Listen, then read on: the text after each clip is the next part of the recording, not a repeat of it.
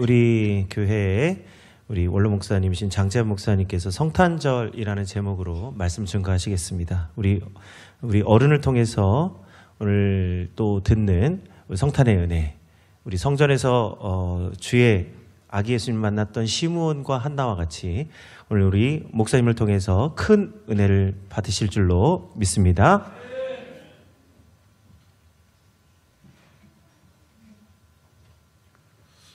할렐루야. 예, 잠깐 먼저 기도드리겠습니다. 하나님, 이 기쁘고 즐거운 성탄절을 지킬 수 있도록 우리 모두에게 은혜해 주심을 감사드립니다. 주님이 오실 때 혼탁했던 이스라엘의 정치와 같이 오늘 이 대한민국이 대단히 혼란스럽사오니 하나님께서 애국가의 말씀처럼 하나님이 보호하사 우리나라 만세가 되게 하여 주옵시고, 인간이 걱정하는 것이 아니라 하나님의 큰 계획 안에 이 나라가 평안케 하여 주시옵고, 오늘도 이 말씀을 통해서 우리 모두가 은혜 받는 귀한 성탄절 되도록 도와 주옵소서. 모든 말씀 예수님의 이름으로 기도드립니다. 아멘. 네, 어젯밤에 이 성탄 전야제를 보면서 많은 은혜를 받았습니다. 우리 황호미 집사님 그렇게 예술 감독을 잘하시는지 어제 처음 알았습니다. 제가 이 목회를 하면서 이 부제춤 참 엄청나게 많이 봤습니다. 교회마다 있고 뭐 유명하다는 팀도 있고 행사 때마다 이걸 보게 되는데, 와, 어제는 우리 교회에서 큰 감동을 받았어요. 야, 우리 황호미 감독 정말 대단하시다.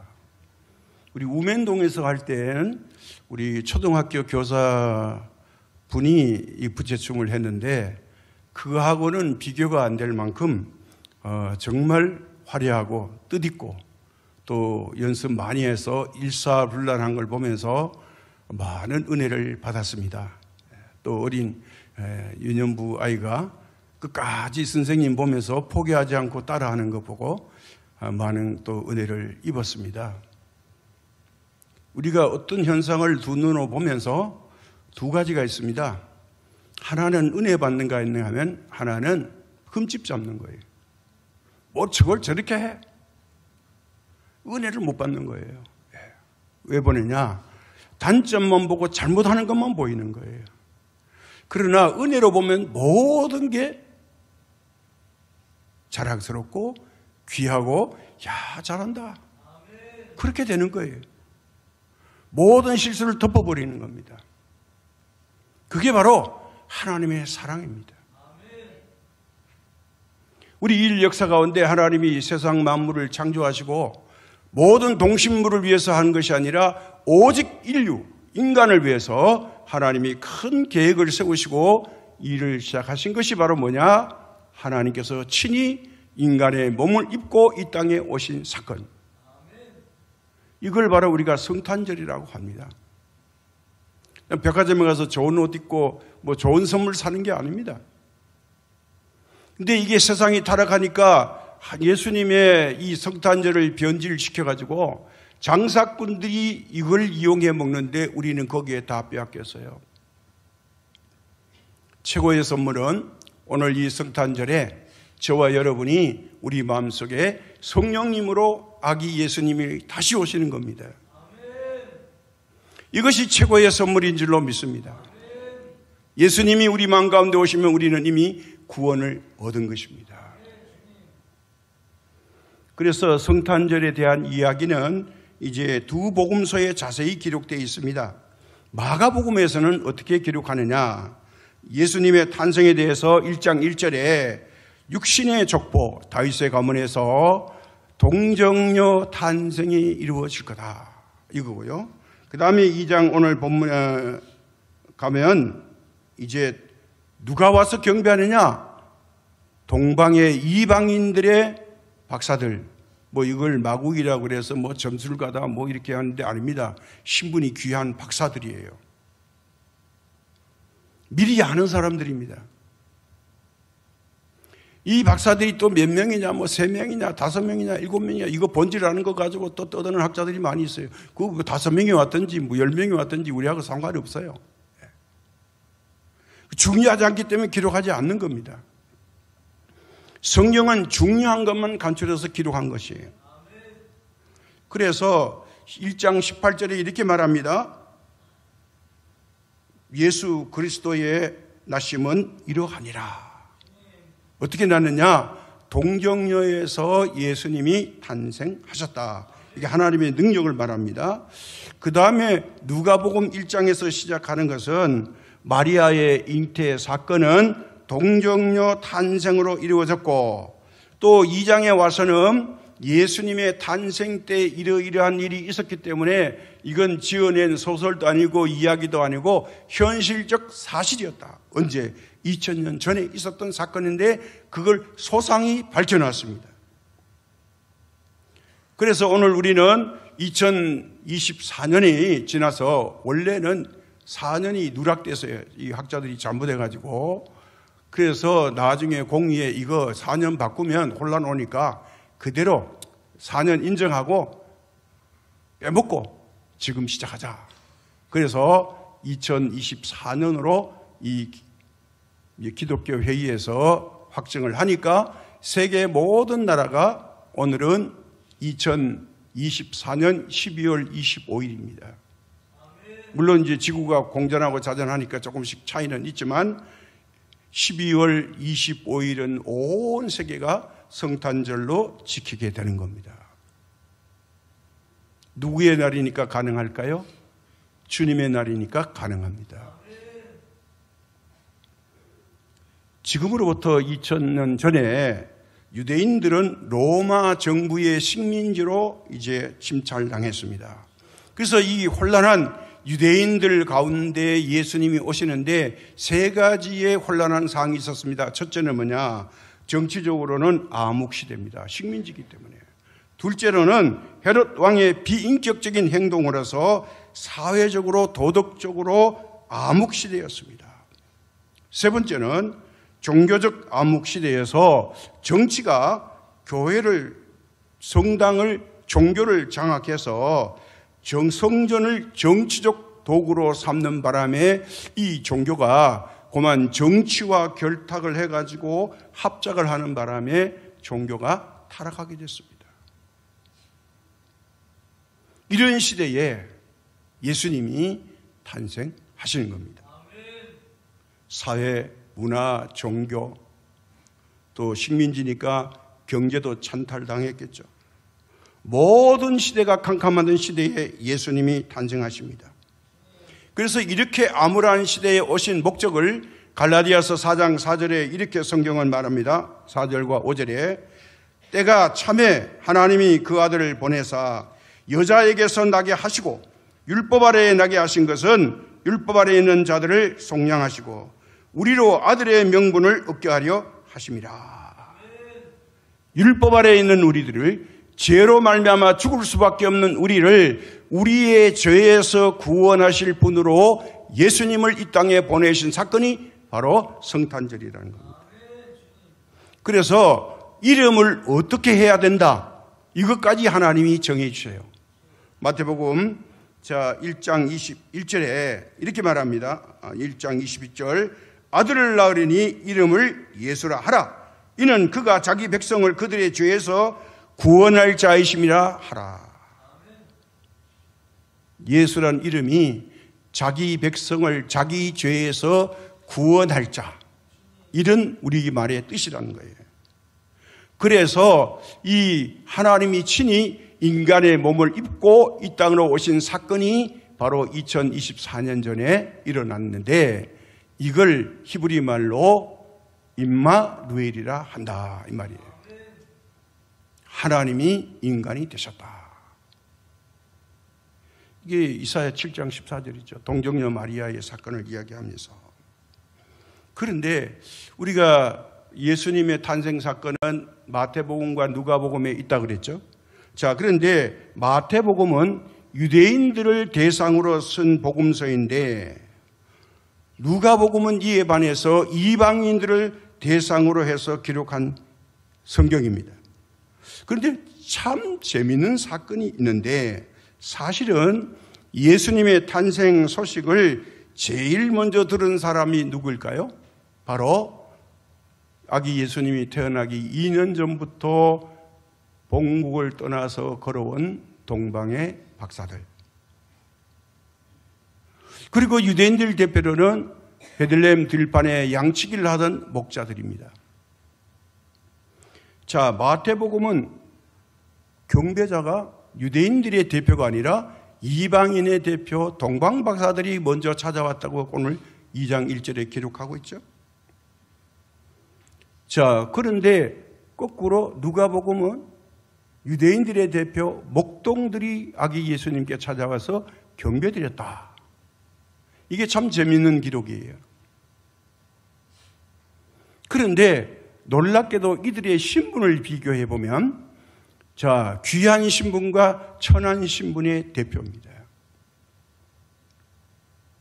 동방 박사들은 귀한 신분이요, 목자들은 천한 신분의 목자들입니다. 그래서 우리 아기 예수님은 유대인이나 헬라인이나 믿는 자나 믿지 않는 자나 모든 자의 구원자가 되시고, 또 천한 자나 신분이 고귀한 자나 누구나 막론하고 간에 예수님의 탄생이 전해져야 되고 예수님을 믿어야만이 예수님을 만날 수 있다는 거예요. 자, 그래서 오늘 이 마태복음 2장에서 보니까 동방의 별을 연구하는 이 점술가라고도 하는데 굳이 이걸 할 필요가 없겠죠.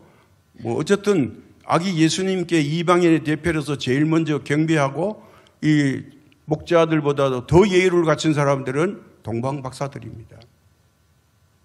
이 사람들이 오늘날 별을 연구하는데 메시아 별이 나타나니까 이거 임금의 별인데, 이걸 보고 출발했는데 예루살렘까지 2년이 걸렸다는 겁니다. 마태복음 2장 1절과 2절에 보면 이렇죠. 헤로드 왕 때에 예수께서 유대 베들레헴에서 나심에 동방으로부터 박사들이 예루살렘에 이르러 말하되 유대인의 왕으로 나신 이가 어디 계시냐? 우리가 동방에서 그의 별을 보고 그에게 경배하려 왔노라 하니, 이렇게 말합니다. 헤롯 왕에게. 자, 그때 또 한편 목자들이 밤에 자기 양떼들을 지키고 깨어 있을 때에 하늘의 천사들이 와서 영광을 두루 비치면서 누가복음에 이렇게 말합니다. 누가복음 2장 10절과 11절, 천사가 이르되 무서워하지 말라. 보라, 내가 온 백성에게 미칠 큰 기쁨에 좋은 소식을 너희에게 전하노라. 오늘 다윗의 동네에 너희를 위하여 구주가 나셨으니 곧 그리스도 주시니라. 너희를 위하여 구주가 나셨다. 천사들이 전하해 준 말을 듣고 이 목동들이 예수님의 탄생을 알게 됐습니다. 몰랐습니다. 목동들이 지식으로 하는 게 아닙니다. 별을 보고 하는 게 아닙니다. 천사들이 전하연 소식을 통해서 이제 또 사람들을 통해서 전해드린 것도 아닙니다. 오직 천국의 사건을 통해서, 천사를 통해서 하나님의 전달을 받았습니다. 오늘 저와 여러분이 예수님 믿게 된 것이요, 사람의 지식이나 열정으로나 소문에 의해서 예수님 믿은 게 아닙니다. 오직 저와 여러분은 성령의 감동으로 믿는 것입니다. 지식으로 절대로 못 믿습니다. 아니, 믿어지지 않습니다. 내가 예수님보다 더 똑똑한데요? 내가 예수님보다 더 나은 것 같은데? 왜 철학의 십자가에 죽으신 예수님을 믿어야 될까요? 아니, 찌질이도 가난해서 마구간에서 말먹이통에서 태어난 그 아기 예수를 믿으라고? 절대로 믿을 수 없습니다. 거기다가 진화론이 나오죠? 과학적으로 믿을 수 없습니다. 경험으로도 믿을 수 없습니다. 오직 저와 여러분이 예수를 믿게 된 것은 하나님의 은혜입니다. 성령님이 믿게 해주시니까 믿어지는 겁니다. 여기에 나타난 동방 박사들은 하나님의 계시를 마음에 담고 있었습니다. 그래서 이상한 별, 메시아 별을 발견하고는 꼭 그 말씀이 생각나서 유대의 유대인의 왕이 태어났는데 어디에 계시냐고 찾아왔습니다. 그리고 목자들은 자기의 직무에 충실한 들판에서 양떼를 깨어 지키고 있었습니다. 조는 목동들에게 나타난 게 아니라 깨어있는 목동들에게 천사가 나타나서 이제 이 소식을 전해줬습니다. 오늘도 졸고 태만하거나 무심히 인생의 미래가 없이 살아가는 사람에게는 하나님의 은혜가 임할 수 없습니다. 알려줘도 뭔지 모릅니다. 오직 깨어있는 사람, 주님의 은혜를 갈망하는 사람에게 하나님의 비밀이 알려지는 겁니다. 아무나 예수님 믿을 수가 없어요. 오늘 저와 여러분은 이 예수님을 믿게 된 것은 하나님이 선택하여 주신 큰 선물인 줄로 믿습니다. 그래서 유대인들의 왕이 이 유대 땅에 태어났는데 어디서 태어났는지, 왕가에서 태어난 줄 알고 헤롯 왕을 찾아갔죠. 헤롯 왕이 깜짝 놀랐죠. 우리 가문에 왕이 없는데? 음흉하게 자세하게 그리고 세밀하게 물어봅니다. 그 별을 언제 봤냐고. 그래서 어디서 왔냐고 물어봅니다. 박사들이 거짓말할 일 없이 사실대로 알려줬습니다. 헤롯이 자기 마음에 깊이 새겼죠. 그렇구나. 그런데 이게 저들이 잘못 볼 수도 있어. 잘못할 수도 있어. 그래서 가서 경비하고 찾거든. 돌아갈 때 그냥 가지 마시고 내게 와서 알려주면 내가 후히 대접하고 나도 당신들처럼 이 아기 예수님께 경배할 테니까 그냥 돌아가지 마시고 꼭 알려주고 가세요. 부탁드립니다. 그랬어요. 그러니까 박사들이 오케이, 좋아요. 그거 뭐 어렵지 않네요. 그렇게 하죠. 그리고 헤롯 왕궁에서 나오니까 별이 다시 나타났죠. 다시 베들레헴 마구간으로 인도해서 이제 예수님께 찾아가죠. 여기서 우리가 하나 깨달아야 될 것은 예수님은 무슨 신분으로 오셨냐 하는 거예요. 유대인의 왕으로 오신 이 신분은 바로 다윗 왕의 계보에서 와야 된다는 거예요. 육신으로는 왕의 계보에서 태어나셨다. 마태복음 1장 1절과 9장 27절, 12장 23절, 15장 22절에 이게 메시아의 별이란 게 뭐냐? 히브리 말로는 메시아지만 이제 헬라 말로는 그리스도, 기름 부으심을 받은 자입니다. 이게 다른 말로 하면 임마누엘, 전능하신 하나님이 인간의 몸을 입고 이 땅에 오신 것이다. 예수님이 인간의 몸을 입고 왔는데 얼마나 천대받고 멸시받고 쫓겨났는지. 결국은 우리 율법 아래 놓인 저와 여러분을 위해서 율법에 의해서 예수님이 친히 희생제물을 대주심으로 말미암아 한 번 인간이 하나님께 예배를 드림으로 더 이상 짐승을 잡아서 예배드리고 제사하는 일을 완전히 피하신 분이 누구냐? 바로 이 아기 예수님. 이 일을 위해서 오셨다는 거예요. 그래서 십자가 갈보리 언덕에서 십자가에 못 박혀 죽으심으로 말미암아 이제는 하나님 앞에 죄를 사기 위해서 짐승을 잡을 제사가 없어지고 대신 예배로 간음할 수 있게 해주셨습니다. 이 큰 일의 시작이 바로 예수님의 2000년 전의 탄생입니다. 그래서 예수님은 유대 땅에서 다윗의 혈통에 나섰지만 단신이 유대인의 왕만 아니라 만왕의 왕이 되신다는 거예요. 자, 오늘 우리 현실로 한번 봅시다. 이스라엘이 제국나라죠. 이스라엘이 지금 한 980만 명 산다고 그러는데 1000만도 안 돼요. 근데 주변에 저 이란 2억이 넘는 이란을 마음대로 합니다. 사우디아라비아, 예멘, 레바논, 이집트 함부로 이스라엘을 못 건드려요. 왜요? 자기들은 하나님의 택한 백성이야. 너희들 건드리면 너 죽고 나 죽자 하면 우리 죽기 전에 너희가 먼저 죽어. 덤빌려면 덤벼. 근데 건드렸다가는 보복을 당하니까 저 적은 나라, 땅덩어리도 작죠. 과거에는 강원도만 하다가 요즘은 경상북도만 하다 하더라고요. 아주 작은 나라 길쭉해요. 근데 함부로 못해. 왜? 하나님이 함께하는 나라니까. 택한 백성이니까요. 오늘 현실에 우리가 이걸 보고 있는 거예요. 지금도 전쟁에서 계속 이기잖아요. 놀랍습니다. 이게 하나님의 택한 백성들의 큰 권세를 하나님이 주신 거예요. 그런데 오늘 동문회 동방 박사들 보면요, 아주 단순했습니다. 특별하게 이상한 걸 요구하지 않았어요. 확실하고 단순하게 하셨는데 그게 뭡니까? 별의 인도를 따라서 베들레헴 마구간에 태어난 아기를 찾아서 먼저 왕의 예우를 갖췄습니다. 그게 뭘까요? 엎드려 경배했다는 거예요. 2000년 전에 왕에게 최고의 예우는 뭐냐? 그 앞에 가서 넙죽 엎드려 절하는 겁니다. 두 번째, 보배함을 열어서 황금과 유황과 몰약을 하나님 아들에게 선물로 드렸습니다.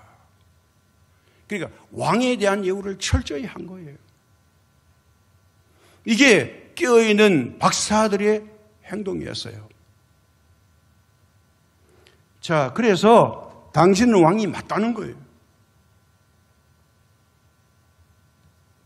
이걸 최종적으로 확증해주는, 왕으로 오신 예수님을 확증하는 그 마지막이 어디에 있느냐? 요한복음 19장 19절에 보면요, 그 당시에 빌라도가 총독으로 있으면서 유대인들이 이스라엘 왕이라 그러니까, 그 자칭 왕이라 그래. 그거 아니야. 우리 왕 아니야. 그러니까 빌라도가 뭐라 그래? 어이, 쓸데없으리.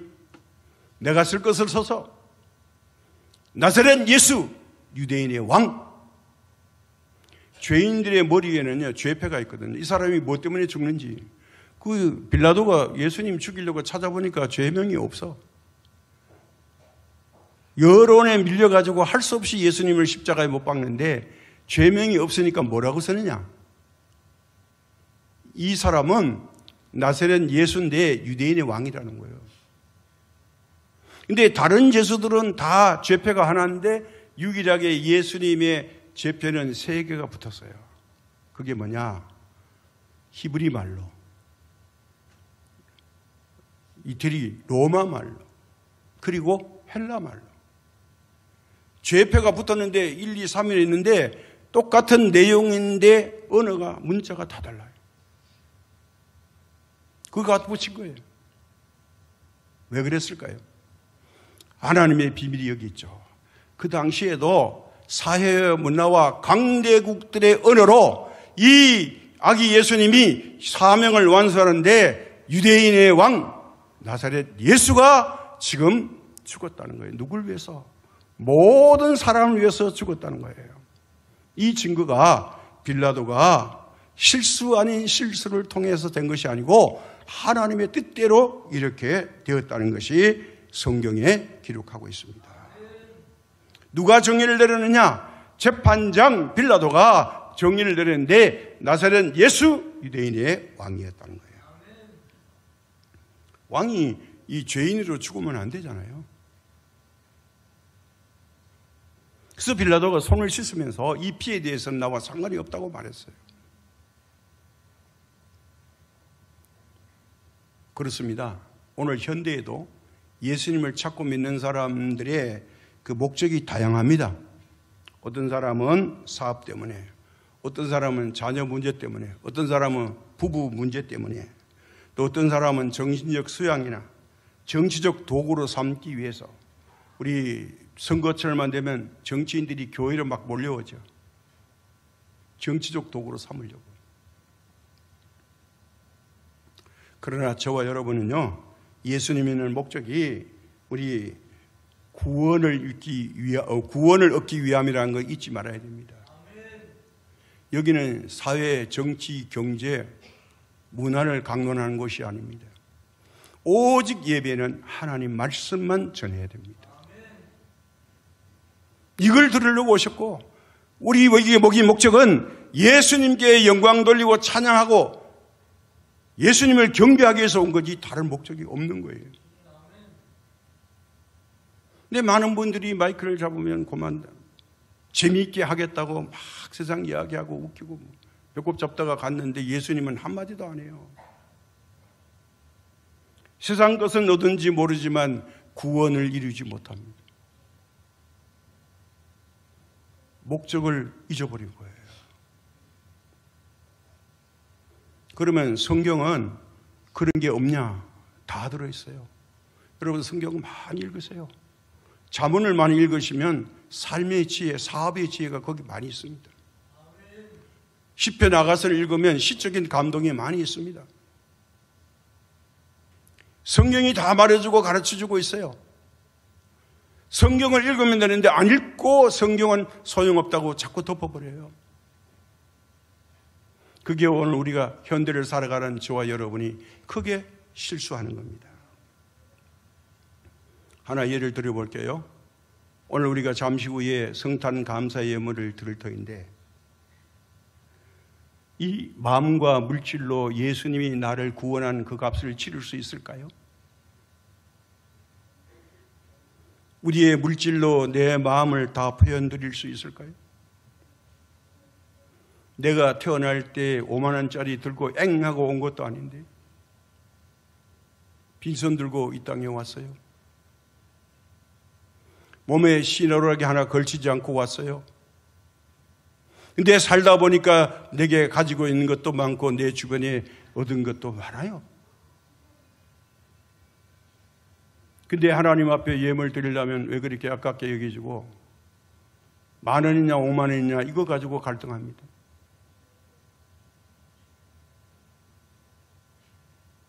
원래 내 거 아닙니다.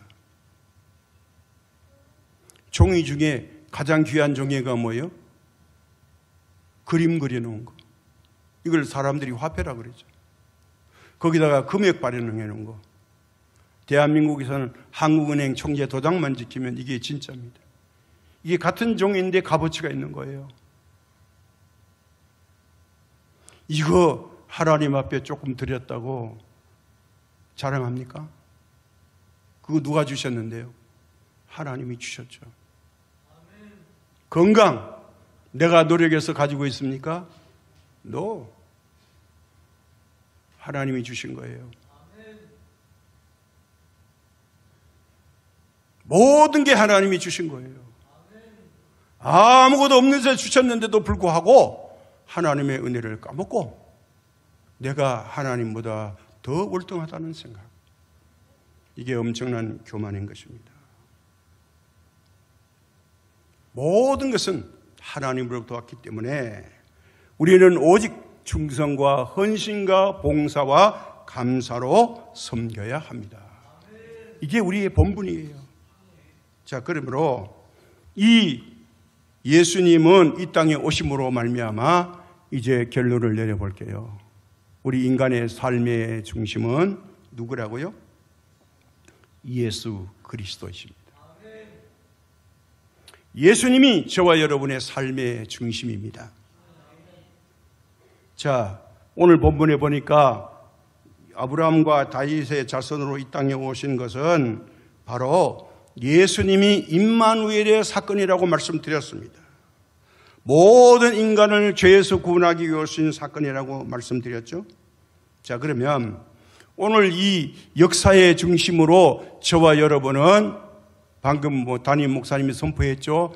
2024년 12월 25일 예배를 드립니다. 이거 누가 정했어요? 이게 목사님이 정했으면 여러분 항의할 거예요. 아니요. 그거 틀렸어요. 고치세요. 이럴 거예요. 근데 안 틀리고 맞죠? 누가 이렇게 공통 문물을 만들어 주셨나요? 바로 예수님이 인간의 몸을 입고 2024년 전에 오셨기 때문에 2024년이란 이것을 우리가 인정합니다. 며칠 안 남았죠. 온 세계가 역사의 기준이 어디서부터냐? 창조 때부터 아니에요. 인간의 몸을 입고 오신 예수님의 탄생을 기준해서 이제 시작한 겁니다. 역사가. 그래서 2024년 12월 25일 11시 51분 이렇게 되는 겁니다. 이 중심의 시발점이 누구예요? 바로 예수님의 탄생입니다. 그래서 두 가지 예를 들어볼게요. 만약에 우리나라에서 어떤 물건을 만들어서요, 메이드 인 코리아, 1924년 12월 25일 날짜가 없다면 이 물건을 해외에다 수출하려고 팔면은요, 사람들이 거부해요. 왜? 이게 만긴 날짜가 없어. 언제 만드는지 몰라, 이거. 그래서 무역을 못 합니다. 한국에서 만들어도 안 되는 거예요. 언제 만들었냐가 있어야 돼요. 2024년 12월 25일 대한민국에서 만들었다. 그러면 오케이. 이 품질 좋은 거야. 팔아먹을 수 있어요. 이게 세계 무역과 상거래의 기준이에요. 모든 물품에는요, 어디서 만들었고 언제 만드는지 반드시 표기를 합니다. 그래야 안심하니까요. 또 한 가지는 저와 여러분이 가지고 있는 뭐가 있어요? 생년월일이 있죠. 이거 누가 정해준 거예요? 자기가 정한 거예요? 아니죠. 생년월일이 자기 신분을 나타내는 가장 중요한 기준이죠. 이 기준이 어디부터 시작해요? 예수님이 이 땅에 오신 사건을 기준하는 거예요. 그래서 우리 몇 살 먹었다 하는 기준이 바로 서기 2025년 12월 25일. 그 당신 1952년, 52년도에 태어났네. 지금 몇 살이네? 이렇게 되는 거예요. 이 기준을 누가 정해줬냐? 이거 내가 정한 게 아니에요. 아니야, 나 1살이야. 근데 1살 되는 게 아니에요. 그래서 민증을 까면 다 나오는 거예요. 당신은 언제 태어나서 생일이 언제야? 거짓말 하지 마. 신분증이 이걸 확인해 버리는 거예요. 그래서 우리가 관공서에 갈 때 제일 중요한 게 뭐죠? 요즘 병원에 가도 신분증 안 가져가면 안 받아주죠? 그만큼 중요한 거예요. 이 기준을 누가 했냐? 주님이 하셨다는 거예요. 그래서 이 주님의 기준을 받아가지고 살아가는 저와 여러분이 참으로 복받은 사람들이에요. 얼마나 귀한 은혜를 입었습니까? 베들레헴 들판의 목동들에게 하늘의 천군 천사가 이렇게 알려줍니다. 누가복음 2장 13절과 14절입니다. 호련히 수많은 천군이 그 천사와 함께 하나님을 찬송하여 이르되 지극히 높은 곳에서는 하나님께 영광이요 땅에서는 하나님이 기뻐하신 사람들 중에 평화로다. 하늘에는 영광, 땅에는 평화. 이것을 하나님이 알려주셨다는 거예요. 그러므로 오늘 우리가 2024년 성탄절을 맞이해서 이 가장 기쁜 명절 예수님의 탄생을 축하합시다. 제가 여러분께 하늘에는 영광, 땅에는 평화하면 여러분은 좌우로 있는 분들에게 메리 크리스마스를 크게 한번 외쳐주시기 바랍니다. 하늘에는 영광, 땅에는 평화. 메리 크리스마스.